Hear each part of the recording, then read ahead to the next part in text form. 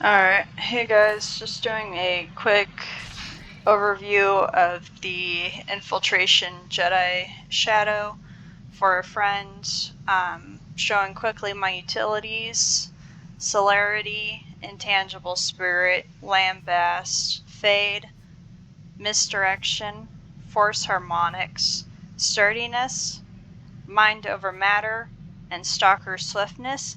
These are not completely accurate, but some of these you will absolutely need for your rotation, which is Stalker Swiftness.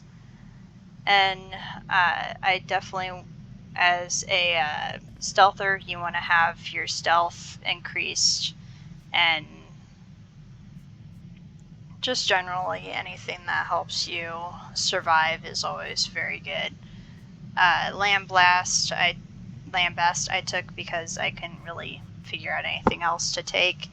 But if you want a more accurate guide, please search PVE, the current patch or expansion number, which is currently 6.0, so I would say 6.0. And then Jedi Infiltration Shadow guide, and you will find any number of guides. There's usually plenty of very organized ones. For my tactical, I'm using the Awakened Flame. As a DPS, you always want to have 110% accuracy, and the gear set I am using, which I know for a fact is the correct one, is the Delth Nell Cups, and the tactical is the for sure one you want to be using. And I also took 2 cloaks and Go to Sleep for survivability. Fun fact about Go to Sleep, you can sleep 2 enemies, then while remaining in stealth, swap out your tactical from Go to Sleep and you can sleep a 3rd enemy.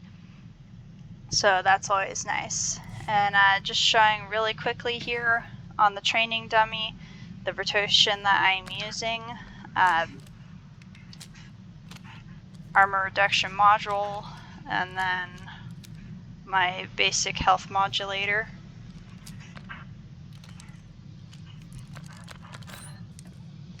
Alright, so as a stealther, always start off in stealth.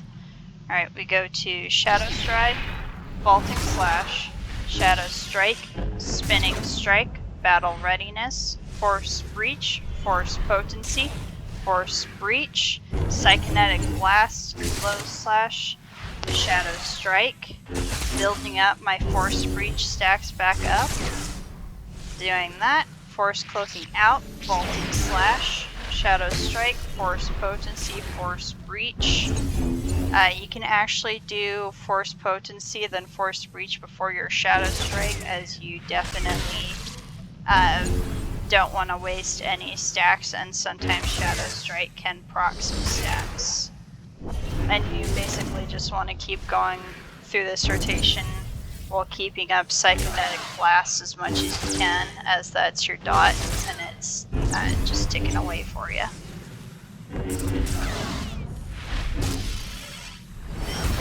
And that's pretty much it for your Shadow.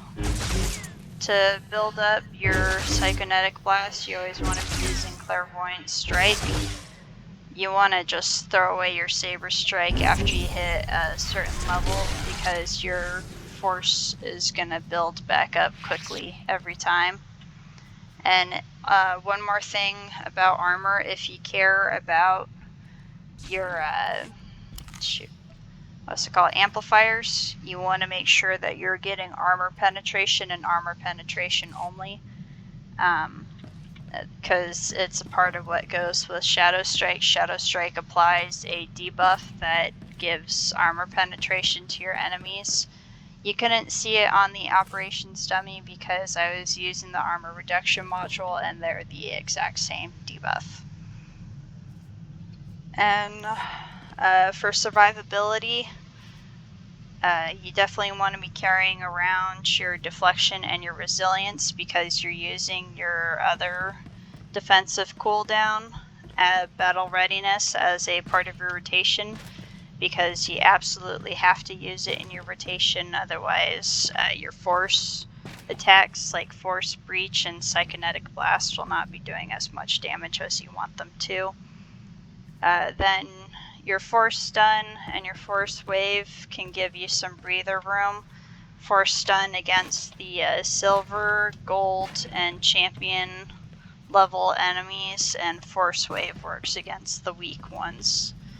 And you can add Cleaving Cut into your rotation if you so desire. I don't use it. Spinning Kick is more of a tank thing, so it got yeeted over here along with Force Slow. And Force Lift as a shadow only lasts for 8 seconds, so unless you're doing solo content that has a lot of enemies that you cannot handle, it's about the only thing that's gonna save you. But if you use it, it's gonna break your stealth and you can't use a rotation appropriately, so it's up to your judgment of when and how to use it. And don't forget your Mind Snap to interrupt enemies and your Force of Will to break out of any stuns that you have. And always remember to keep your resilience at the ready, because if you get something that is killing you pretty quickly that's a debuff, your resilience is going to move that for you automatically.